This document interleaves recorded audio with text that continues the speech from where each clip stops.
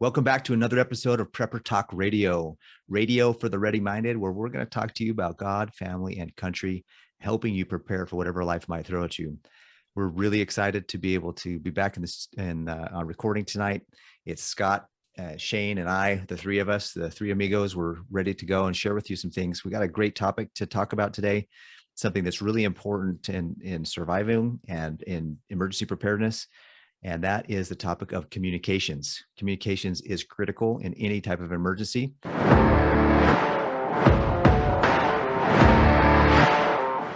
We also want to remind you that to help us to support the show by clicking all the links in the description below about all the different products and services and some of the affiliates that we have. These are companies that we really have vetted. They're companies that we use. They're products and services that we would actually use ourselves.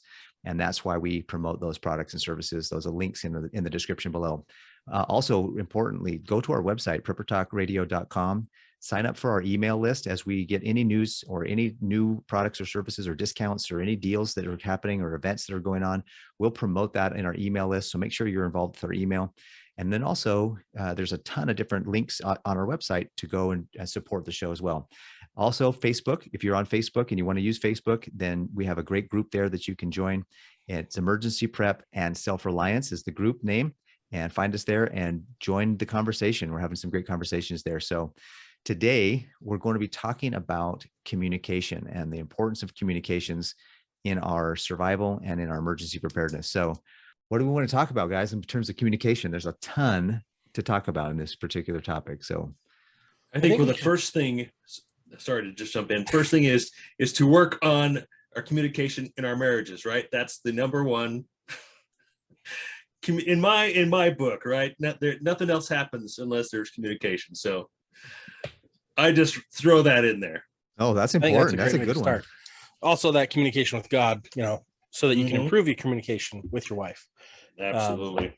I think a lot of times you just go straight into the prepping, and I think let's kind of go, okay, so God, family, and then prep, right? So that relationship with God, getting into your scriptures, getting on your knees, spending time talking to him. I'm not a normal, I don't just kneel down every morning and night and pray, and that's it. I'm more of I have conversations all day with the Lord, and that's the most important communication we have. And if we keep that communication line open, we're going to receive guidance when trouble's coming down. We'll be able to understand if someone's a threat better, through the power of discernment, which comes from the Holy Ghost. So that first and foremost. Secondly, a lot of us are so stuck in that social media apps. I'll use this as my pretend phone right now. They're always we're not looking at each other. We're not communicating. We're spending so much time locked into this other world that we forget about the world we're in and what happens if there's a disaster. What happens if there's social unrest? What happens if there's a CM, coronal mass ejection? Basically, it's sun flare, right? What happens if there's an EMP? There goes, maybe the power grid and all the phone lines and stuff. So what is our communication plan for our family? And it could be different for different types of scenarios. Say there's an earthquake and some power's out and some power's fine. And here where we live on the Wasatch Front, you guys could be all hunky-dory down where you are, and I could be at the epicenter and lose connectivity to everything. Well, let's understand how the current systems work. So one of my friends works as a contractor for Verizon, and every tower they put in has a minimum 4-hour battery backup. Every tower. Most of them, she said, has 8 to 24 hours, which I'm all right, cool. However, not all of them are the same. And I believe that she cited some FTC regulation. I'll have to double check it, but I think they're all required to have at least 4 hours. So after an event like that, we have about 4 hours worth of communication time to use our phones. But it also has digital. So you could also use your devices, internet. So for that little time span. But then after that, what do you do? What? Yeah. And one thing I wanted to bring up, I guess, first of all, is I think first of all comes planning, right? And we have always been advocates for the PACE method of planning, right? Primary, alternate, contingency, emergency, right? 4 different methods of really whatever. I've got a little chart here, which I just minimized. There we go. Of my PACE plans for, I want to say everything. I scroll over to my communications tab here. And obviously planning, with me, I need to keep in touch with, my kids, brothers and sisters. So my plan can be pretty complex, right? But I think that's the first place to start is with a plan. And like you say, Scott, first is understanding what will happen in emergency. Like you say, it could be a solar flare, it could be a power outage. We don't know where it might go from there. And historically, cell phones, they do pretty well for a while. So that is my primary. That's my primary communication method. Obviously, that's pretty standard, right? That's what we use every day. And I'll just go through these real quick. First, a smartphone. And then if I can't reach someone on smartphone, we could switch to social media, right? I know that we talked about it being, potentially hampering, but I think it could also be a tool, especially if you're reaching across country, maybe longer distances. Whereas number 3 are handhelds, ham radios, two-way radios, which, I'm the only one in my family that has a ham. So that's a problem, right? Mm-hmm. And then what's my emergency? So primary is my phone, alternate is social media, contingency is handhelds, and that could be a CB as well, good old citizen band. And then my 4th step is actually getting in my car and going tracking them down in person, right? And then I've got some other ways to do that too, like we talked briefly about smoke signals and signal mirrors and other visuals like that, using hand signs and all kinds of communication methods with planes and overhead and such. But which goes back to everyone should always have a pen and some paper with them. There you go. Because sometimes a community bulletin is your last resort, right? Yeah. So in your planning, if you can't get a hold of anybody with any of your other devices or methods to get a hold of anybody, where are you going to leave messages for each other? Mm-hmm. How are you going to leave messages for each other? Like if you have to evacuate and your family takes off because they can't find you for 6 hours and they're like, we got to go, we can't stay here, there's a fire coming. Where do they leave a message for you? Where's it, what is your plan? And I think a lot of us don't take it that far. Some of my listeners I've talked to, some of our listeners, they have those and they've got those established. And that's something I'm working on for our family is like, okay, we better take care of that better. We better have alternates or a third party that you can get a hold of and leave a message with. But like, for example, okay, say you're injured. Can you get a hold of 911? And if so, for how long? Depending on your cell towers and everything around you, you might have up to 4, 8, 12, 24 hours that you can get a hold of it. And then it's not an option. So what do? You've got to learn some skills and know who and where you can go to get help. So that comes into being more prepared up front than anything else. Like for example, we've got our setup is our PACE radios is number 2. We've got some FRS radios we keep in the cars. Well, car and the house and our backpacks, and we leave them off. Now, is it a good idea after an accident, after an issue, if we can't get through on our phones, to just turn those on and leave them on? Yeah, that's something that would be determined as part of your practice. Essentially, right. Make a plan. You figure out responsibility matrix as well. I mean, who's going to initiate conversations and such, and then you got to figure out your equipment, and then you got to exercise your plan. You got to rehearse your plan, right? So, have you guys heard of the 333 method? Go ahead. No, I haven't. This is cool. I like it, but I see some challenges within it. So every 3 hours, starting at midnight, so 3, 6, 9, 12, then it jumps again, 3, 6, 9, 12. So you can turn on your radios at those intervals, and you communicate for the first, every 3 minutes you send out a message, and everyone else should be listening. And then you cycle through and you listen for up to 30 minutes, then you turn it off and then you're gone. I like that. However, a lot of people that I've talked to that are using that, there's going to be so much chatter in the first 30 minutes after every hour that I'm like, is that really the best time to do it? So for our family, we start at 1 o'clock and go every 3 hours. It's a little harder to remember, but you're like, it's in our books. We have a little paper in every bag next to our comms. And so it's like, we know to check 30 minutes after. So at 1:30, 4:30, then you jump to 10:30, right? Boom, boom, boom. Then it cycles over. Every 4 hours or every 3 hours, we're checking, and it's on the 30-minute. And then we stay on for 10 minutes and listen. And we have different channels. And we also have, and this is what I really like, we have code words.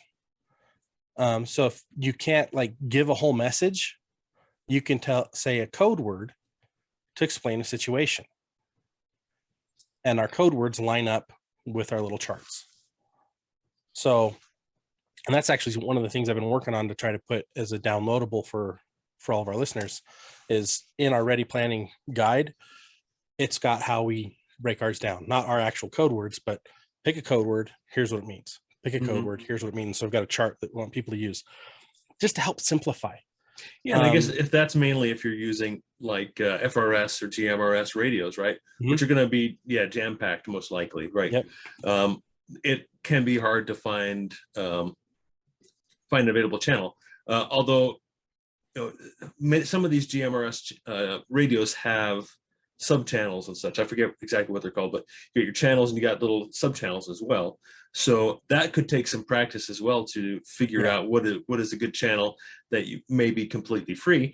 Although these radios don't have a lot of range, right? They really only have maybe a couple miles, even though they may say 11-mile range or 20-mile range, or it's baloney. It just, if you're high and somebody's down low and you've got a direct line of sight, okay, maybe, and it's cold outside and there's there's clouds to keep the signals low and whatever.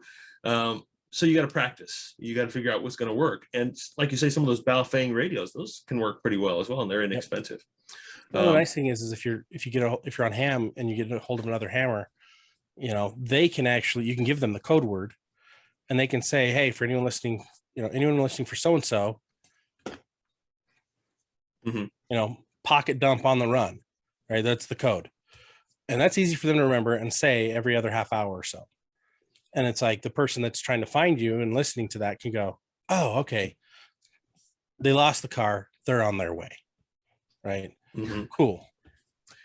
Right. And if part of your planning, you can determine things that might happen, then you can prepare those channels of communication in advance rather than trying to find something on the fly. If it's an emergency, like you say, car's broken down or whatever, you've got a phrase, you need to just we're on our way, but tell them this, right? And they'll understand what that means.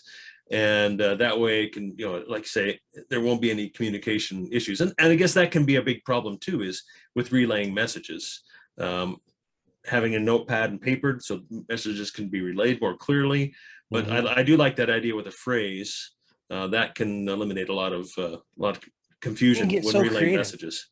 Like you could be like swamp bottom, and people are like, what the heck, swamp bottom?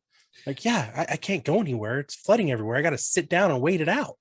Right. Like you can just throw up some weird random turkey dinner. Turkey dinner means they had to fly the coop or whatever. They got to leave, right? You could have so much fun with this so that it's easier for your family to remember what your codes are. Yeah, it's kind of like the code word for your children too. When you're, sending someone to pick them up or something, you have a code word. Safe word, whatever. Yeah, absolutely. I think something that's important as soon as an emergency hits to establish a comms right then. Right after the emergency is over, even if it's 2 hours till that designated time, it might be important to establish some comms right away and do a quick reach out, and then go. And then once that first communication, everybody's okay, everything's all right. Let's meet back again. Let's get back on schedule. Let's meet back again and talk in 2 hours or whatever it is that you guys have set up, preset for that. And that's what the rule's for, is like you do your initial test and try to get through. And then instead of sitting there waiting for hours trying to get through again, you go do what you need to do to take care of stuff and then come back on your cycle times. Yeah. Right. That's why it's also good to always have a watch that you can set timers on. Right. It's also good to have your community and what we've been talking about, and have your neighbors, because if you have an earthquake or something and your house is, maybe got up some damage, and you set up and you're okay, and you got all your kids and your wife and your husband, or your nuclear family right there is okay. Now you can reach out and go to the next door neighbor and knock on the door and say, hey, are you okay?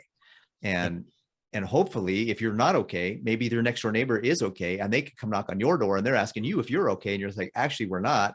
We need some help. And the next door neighbor is saying, okay, well, we got some resources and we can get some things, we can help you carry whoever, whatever. So that's why it's important not just have comms amongst your nuclear family, but amongst neighbors that you trust, to be able to kind of check on each other and keep tabs to make sure that you're okay. Yeah. And, part of the CERT program, in Orem City, where I live, they have a community emergency response team program, and we practice every year. We practice exactly what you were describing there, Paris, is that at a certain designated time, everybody goes out, honks their horns, and say, okay, now we need to account for everybody under our stewardship. We have block captains and higher captains that report eventually to the city to do account of people who have been accounted for or missing or injured or whatever. And of course, it's just practice, but it goes very smoothly. And just like what you're saying, Parrish, go door to door, people know to report, because this is planned in advance and set up in advance. And you could easily do something like that with your immediate family, set up those types of plans, say, hey, something's happened, power's gone out, lost, set some parameters of what your emergency is going to be, and then this is the steps that we take afterwards. We make sure everybody's okay, just like kind of on Facebook, reporting that from this place that I'm okay, right? There was this event that happened, and I'm checking in and I'm okay, right? So I've been trying to check in safe like from Joe Biden this whole presidency, and it doesn't work.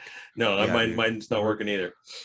But yeah, absolutely, just like that. It's just checking in, with a text or something like that. So those kinds of plans, I think it'd be smart to make those plans now. And and everything I think about, because all we hear out there is get your food storage, right? Get prepped. You got to get this. You got to get that. You got to do this. Plans are just as important as having your food storage and your water storage and all that stuff as well. Especially if you have some stewardship of family and brothers and sisters or children, right? That's pretty big on my list. Actually, the motto on our Facebook page, if you go there, on our Facebook group, actually, is if you fail to plan, you're planning to fail. And so planning is critical, as a huge part of being prepared and being ready is that planning phase. In fact, you can really be more effective and efficient the better your plans are, and get things done a lot better and a lot faster if you plan properly. Now, the trouble I have with planning is because I can make all the plans in the world, and if nobody else is on board with me, how likely are those plans to be followed through in that emergency? Probably not very likely, but probably better than nothing. And so what I'm going to challenge myself to is creating a plan for not just my own family, but my extended family, my brothers and sisters, and say, here's the plan. Take it or leave it. If this happens, pull this out, put it on a card, laminate it or something like that. Have them put it somewhere where they won't lose it, and say, this is my plan. You don't have to be part of it, but if something happens, this is how you can get a hold of me. Yeah. What's that other saying on the same lines, that when man plans, God laughs, or something like that? Because if you want to make God laugh, tell him your plans. Tell him your plans. Oh yeah, that's a good one. Well, and then there's that song, if you get there before I do, don't give up on me, right? I'll see you when the work is through. Like it's a love song, but I'm like, that comes in so handy in preparedness. It's like, let them know in advance if there's a problem. Like, just be patient. And we've talked about this. We've got a plan. Here's the paperwork. Like, that's part of what you put in your emergency kits, right? Is your plan. Absolutely practice it 2 to 3 or 4 or 5, 6, however many times a year you want, a minimum of twice, so that it stays fresh. But, just like that horn honking with your CERT group, practice, learn, practice, repeat, learn, practice, repeat. If you have the FRS radios and those are just the family channel ones, you're going to have tons of chatter on there. If you're just using your cell phones and they're still working, great. If you can get a text through, sometimes you can get a text through when you can't get a phone call through, because there's only so many phone call lines. Then if you can't get either of those to work through, try social media.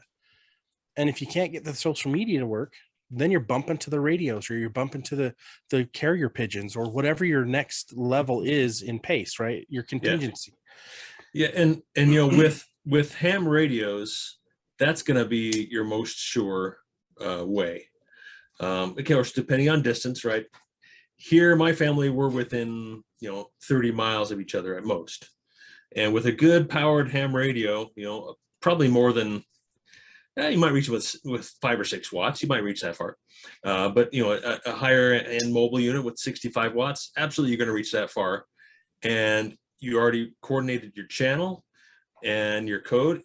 You're going to be able to reach those people, pretty much without any trouble. If they have the gear, if they have the license, right? And if you have the plan in place.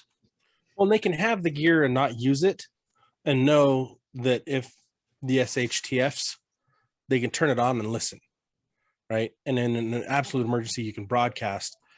But without having a license, go get licensed and stay off it until you get licensed. Because guess what? A good hammer is going to be able to triangulate your position as soon as you start broadcasting, and it doesn't take them long. It's a quick process. I've watched the Murray group of ham radio guys do it, and I'm like, that's amazing. It's absolutely amazing. I'm like, I can't find where I am. When I first moved to Utah, I'm like, wait, there's grids, and there's north and south, and there's mountains on the east and the west. Okay, once I got the mountains, I'm like, okay. But then I went into the mountains, I'm like, crap, where's the sun? And there's clouds, and I'm like, I can't see. There's a storm. I'm like, I'm pretty sure we're over here, and we're going. I'm like, but if I need to find someone else, good luck, right? Mm-hmm. Now I've gotten acclimated to the area. I know directionally where I'm going pretty much all the time. That's how I was in Colorado when growing up. Like, I got to where I knew where everything was. But there's so many new neighborhoods. It's like, GPS won't even tell you where it is because they're not registered yet. So you need to know where everything is. And on that tangent, we're all, even I've gotten myself handicapped to using, Google Maps, right?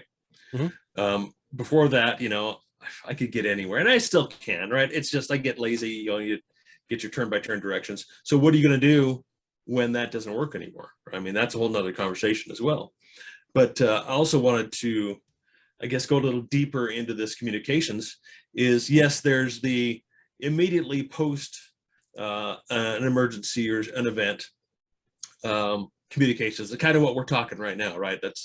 That's really, and then how do we continue to stay in communication with them? And when, say, I need to go to the store, I need to go somewhere from the house, I don't have any communications, but I got to go look for some milk or whatever it is, right? How do you stay in communication with your immediate family during that time as well? Do you just say, you know what, forget it, I got nothing, I'm going to go and cross my fingers that I make it back, right? That I don't need any help, don't need any assistance. So there's a whole nother type of planning, is how do we communicate in that a mission. You've got a mission. I got to go out and I got to get some wood, right? I got to go out and get some water or whatever it might be. How do you stay in communication as well? And as part of my plan, sorry, go ahead. Yeah. No, I was just going to talk about that. I think one of the things that's critical is, I mean, in the New Testament, God was like, I need to go send people out to find more people and proselyte and do missionary work. And he sent them out 2 by 2. I just want to kind of talk about the wisdom in that. I think if I got to go to the store, do I go alone or do I take a partner with me in case something happens, and we can kind of stay safe together and keep track of each other and help each other out? I think that if it's really that bad, if it's really where there's so much damage and so much, earth, maybe where you just can't, maybe you're hiking over, you're climbing over somebody's stuff to get through to even roads that have been jacked up. I mean, I don't know if you guys have seen, but this, and it was way out in the wilderness, so it's nothing necessarily in a suburban area, but there was a huge storm in Yellowstone this last week and wiped out roads. I mean, imagine if somebody got stuck back there. Going 2 by 2 is going to give you that opportunity to have somebody help work with you. you can't get lost as easily. And if you do get lost, at least you have somebody to laugh and joke around with. But you can, you have that support system there with that somebody else. So I think going 2 by 2, if possible, is at least 2 people. You don't want to split up too much, but at the same time, you want to make sure you have somebody that can back you up in case you get hurt. Well, there's the saying, if you want to go fast, go by yourself. If you want to go far, go together. Right. Yeah. And that's the buddy system, right? Yeah. The buddy system. So yeah, that would be great to make plans for who's going to go with you. And I guess immediately my family, I'd have to figure that with one of my neighbors, right? Yeah. Or if I can get, and part of our communication plan is to get everybody back to our home base. And at that point, it would be much easier to buddy up for me in my particular situation. But I was going to show you, this is kind of part of our plan, these little Baofangs. It's a GMRS, so it has a little bit longer range. I could go to the grocery store, I could go down to the river and stay in touch, with these things. And they have channels and multiple sub channels as well. About what's the range on that? When you said down to the river, like what's the range for that? For a couple miles. Yeah. Oh, nice. Yeah. And if your obstructions are going to block it, I mean, that's, it's a line of sight radio for the most part. Yeah. Yeah. But for my plan, I'm up higher here on the hill, the river's down lower, or I could go higher into the canyon for water. And these would work pretty well for me. But I do need to practice them. I do need to try them out a little bit better so that I know where the dead spots are and such with these little radios. But I definitely recommend getting something of higher quality. I mean, Baofeng is a cheaper Chinese brand. But then really the only step up from here is ham radios. There's a big void in other than if you work at some large commercial operation and they have a whole bunch of these radios, grab some before you leave, right? When there's an emergency, and the chargers, because those are going to be higher quality ones, and you could potentially talk further with those depending on your system, I guess. But that's just a thought. Well, and just be aware too, like with the GMRSs, like there is a licensing process for that. There's no test, but the license now is only $35. And that'll give you up to 10 radios that you can put on your license. And whether it's a business or a family, you can then share those radios among your family network. So that's actually one of the plans I've got. Is my next step is to upgrade to a high class GMRS platform, and then set up my ham radio. Because I've got 12 ham radios, but they're all just the tiniest little ones. So they only work when we get to where we're going, right? Where we live, I can get to my mother-in-law's house, who's down the hill, but their neighbor to the left, I can't get to because line of sight's so bad. Neighbor to the right, I can't get to. So I'm like, if they're not on when they need to be on, I'm never going to get a hold of them unless I hike down the hill. So whereas the GMRS, triangulate your position a little better, maybe. Right? Yeah. Whereas the GMRS, it's the ones that I'm looking at are much stronger signal. And I tested my buddies who he lives across the street from my mother-in-law. He's got radios. We tested his out for scouts once. He's got the GMRS license, and I'm like, dude, these are awesome. That's why I was like, okay, I want to get some of these too, because then I don't have to get everybody licensed. We just have to have one license for the 10 people. Oh, that's nice. So that might be a good solution for some people, right? The FRS, that's the cheapest way to get into a solution with radios. But again, the most limited. They're always, you'll see on the packages not up to 19 miles. They're basically walkie-talkies is what they are. It's a walkie-talkie. I also love CB. CB is awesome. When I get my next vehicle, I'm actually going to put ham and CB in that vehicle so I can be like Shane. Because cool. Seeing Shane set up, I was like, oh, so jelly. That is so sweet. Got all the antennas and everything. Mm-hmm. And I mean, he has the Forerunner, the Escape and Evader. It's cooler than Darth Vader. One of my goals is definitely in every city, there should be a ham radio class or a ham radio group at least in the big cities, and probably actually not so much in the big cities, more in the rural cities, or villages, you might find better ham radio instructors. But I know that in my city that I just moved into, I went down to the local emergency preparedness fair that they had at the city hall and the Veterans Center actually. And there was a group there. They're like, yeah, come on in. It's just a couple hours. We'll run you through. We'll do some practice exams, pay the fee, you take the test. and we'll make sure you're up and running in no time, get your code. And I'm like, this is cool. I can actually become a ham radio operator. And I know that I'm close enough to Shane and I can chat on ham radio. We'd have to do a little bit of magic to get ourselves around the mountain to get up to Scott and have him on the horn. But I think that having a ham radio and is something that I have as one of my goals and one of the things that I want to do. Yeah, and also keep in mind even with the most simple ham radios, you can use repeaters, and the repeaters, if you have the right codes or right associations with these different ham radio clubs, you can go from repeater to repeater and piggyback and go a lot further distance. Relay from repeater to repeater to get to wherever you want to reach out to. Of course, you could go high frequency as well and go radio directly to radio. That's a whole nother animal as well. That's way out of my league for the high frequency. For where you guys both live, you should be able to use the repeater over at Flat Top. It's so there's one on Lake Mountain. There's one on West Mountain. Yep. This one is over there. So you could use that one and it bypasses both of the points. Or if you can get to the Copperton one, which is by the Kennecott mine, that'll bypass both the points. And that would probably reach to you as well, right? That's what I'm saying. It's like those are the two repeaters that I've been, as I've talked to my local ham guy, he's like, those are the two repeaters if you need to get to somebody in Provo or Spanish Fork. Okay. Bounce off those two. I'm like, all right. And you can that takes some practice. Maps. They've got maps. Like, so this is the imemmott.info/Utah repeater map.htm. And this is the amateur radio repeater map for Utah. Just hop online and you can see the different types of repeaters out there. Do some searches, get the information out, print off the map, print off the information so that if there is a grid down, you've got it and you don't have to try to find it. Because if you're saving it as a bookmark on your laptop and the crap has hit the fan and it is oscillating very violently, you're not going to get the internet. Yeah, and part of that is having all your channels and all your frequencies programmed into your radios, so that, and then you have to practice with it so you don't forget how to use it, right? Because they are a little complex, and knowing the codes and knowing the repeaters and having it written down on paper and not just online, like you're saying, Scott, have it printed out so you have it wherever you go, because those ham radios will work, especially if you keep it in its own Faraday bag.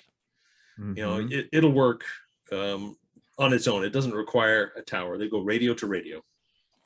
This is the type of stuff you want to put in your binder, right? Yep. Your baby step stuff, everything else, your lists, but then your print offs.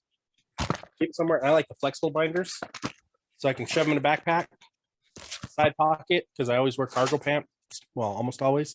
I can just shove it in there if I need to. I can rip out the page I need in an emergency and run for it, right? But flexible and whatever you can do, if you can get it waterproof, that's even better. Like, get something, because something's better than nothing, and then make sure everybody in the family is on the same page. Everybody is equally as aware of those options. And if they can't be, for example, a small child, I have a 3 and a 5-year-old. I'm like, yeah, I'm going to give you a radio and you're going to be able to communicate with me. No, it's not going to work. I've got to keep you out of harm's way and with me at all times. Hey, but they love walkie-talkies. My kids always love walkie-talkies. Yeah, they're on the FRS ones almost daily. We have 3 different sets and they burned through one of them already and just destroyed it. Can't do anything with them. That's another quick tip in the radios. These are lithium ion rechargeable ones, but if you don't have those, I would highly recommend buying the lithium AA batteries, because if you leave just regular AA's in there, it's going to damage the radio. They're going to die, and they won't be ready when you need them. But if you leave lithiums in there, they'll be ready for you up to like 10 years. So I always splurge for the nice lithium AA batteries or AAA's and put them in those radios if they don't have rechargeable batteries. I know there's the lithium AA's. Can you get, so that's lithium ion. Can you get lithium iron batteries yet? Well, I don't know the particulars, but the AA's, I think they're only available in one type of lithium, as far as I know. The lithium iron, I think is what they are. LIFE. LIFE is lithium iron, which is better than the lithium ion. I'll have to look. Lithium ion heats so hot. That's why Apple's phones suck, because they use lithium ion. But lithium iron It's a stable battery. It doesn't heat up as much. The fluctuations in heat are like super well regulated. It's the best kind of battery that you want for long term, and for charge cycles, they're amazing. So yeah, I need to do some research on that because I hadn't thought about doing the batteries in that. And I do the same with flashlights as well. If it's an EDC flashlight and you're using it all the time, regular AA's or regular alkaline batteries are fine. But if it's just sitting there, I've had multiple flashlights where I've put in just a regular AA and I forgot about it, and get back, the battery's swollen. I can't even get it out of the flashlight. I got to throw it away. Right. Yep. So protect your investment and use lithium batteries. Scott, I want to talk a little bit about something you posted in our Facebook group just recently about communication secrecy, or what we call CommSec, and keeping things that need to be private, especially as you're communicating. You might have a family member that's hurt and you want to communicate to them, hey, we have food here, come, but you don't want to put that on an open channel because you don't want everybody showing up to your place with knowing you got food or resources. Intentions. Yeah. Where's everybody at? I'm taking your food. Right. So army. Yeah, no. Communication security, I think, is really critical in an emergency, and especially amongst your trusted friends. You need to be able to keep your group, your tight-knit group, especially you mentioned code words. That's within your group, within your tight-knit community that you've created to keep yourself safe, to work together. Outside of that, you want to really keep, the old saying is loose lips sink ships. And there's a reality to that. You don't want to be the guy that's mouthing off about how much food storage you got, and then before you know it, you got an army at your door saying, we're here to take your food, and you're like, yeah. And I think the issue isn't that we're here to take your food. It's they're not going to say we're here to take your food. Yeah, they're just going to take it. They're just going to take it, and if you try to stop them, they're going to try to take you out. You're just something in the way of their food. And so keeping things hush hush. It's the same thing with your kids. If you've got kids that are at school and you're not picking them up, and you're going to send a friend to pick them up, and you don't have a safe word, any Tom, Dick, or Harry's going to offer your kids a ride and they could hop in. And where's your kid now? They're gone. Like, you've got to be so responsible with your communications, so responsible with your plans, that everybody knows what the right safe words are, what the code words are, that needs to know, and that people that don't need to know never know. Mm-hmm. Like, there's a comedian, Bert something or other, and his code word with his kids is a curse word that it's like no one will say, especially to a child. They're like, I'm not saying that. And the kids, they had to use it. And it's one of the funniest bits. If you find it online and you're not afraid of curse words, like, it was the funniest thing, because the kid's like 9 or 10, and she's like, say the word. And the family friend's like, I don't want to say it. She's like, say it. He whispers. She's like, I can't hear you. Say it out loud. And he's just like, dang it. But it keeps your kids safe. It keeps your family safe. And it's like, if we don't do the things to take those measures now, the steps now, like, we're going to be in a world of hurt when things do go sideways, and they will. Yeah. It's about being aware, having awareness. And just one quick tip for all of you people who have those little figures on your back window of your vehicle showing how many kids that you have, take those off, take them off. Or add 7 more. Exactly. There you go. Or just, you're just advertising to the world who's in your vehicle. It's not a good idea. Yeah. Agreed. Yeah. Get them off. That's why I've never used them. As soon as I saw that, I was like, you're advertising exactly all the people in your life that are going to be at risk if somebody bad has a bad idea. Mm-hmm. And I've actually had, I've listened to some interviews where guys have said, yeah, I saw that they had 6 people on their little family in their car thing. When I saw all 6 of them loaded in the car, I knew the house was empty. And so I just went in and got whatever I wanted to. I'm like, wow, that is brilliant on their part. So we've got to be aware of those things. But yeah, keep your security tight, keep your information tighter. Mm-hmm. I really appreciate how we started off the show talking about communicating with God and prayer. One of the big things that the scriptures teach us is that in order to avoid harm and avoid the enemy is to be in a state of constant prayer and constantly be communicating. And I'll tell you, one of the things that has helped, and Scott, you hit it on the, and actually Shane, you hit it on the head with your marriage. One of the things that's kept my marriage going and strong and just helped me fall in more and more in love with my wife is over the years, we've learned how to communicate more effectively, really be honest with one another and being able to communicate. So communications isn't just for emergencies. In fact, communications will help you avoid some emergencies if you communicate properly and you communicate the right way. So just remember that, guys. In closing, thanks so much for listening in to us for the last 30, 45 minutes or so and sharing with us some time to talk about communications and the importance of communications. As a reminder, go to preppertalkradio.com, join our email list, check out some of the links there that are there of the different products and services that we're advocating for, because there's some really good ones. In fact, I'll just to name a couple of them really fast. Jase Medical, we did an interview last time. You might catch it. I think it's podcast 184. Go check out our interview with Dr. Sean Rowland. That was so much fun. We had a really good time. And so we actually, informative. Right. Like, massively. I talked with Sean today, and he's like, that was so much fun for me.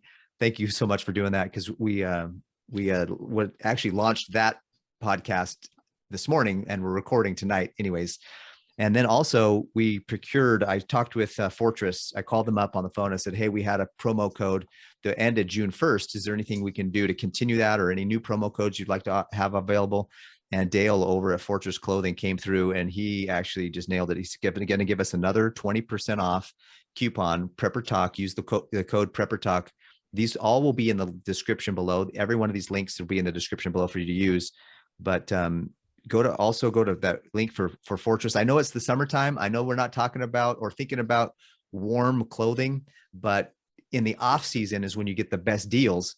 And that's what a prepper does. A prepper is ready to go in the off season, so that during the season, he doesn't have to spend the extra premium because it's during the season. And so go get those warm clothes now during the summertime when you have a 20% off, and they're just definitely discounted down. So we really appreciate you tuning in today. We appreciate you being a part of our audience. And if there's anything that we can do to help you get better prepared, let us know. Put it in the comments below. If you're on YouTube, definitely join our Facebook group and jump in there and be a part of the conversation. Let us know what we can do to help you be better prepared, because that's what we want to do. We want to help you be prepared and be ready for whatever life will throw at you. Until the next time, have a great day. Get ready, stay ready, be ready, and we'll talk to you next time.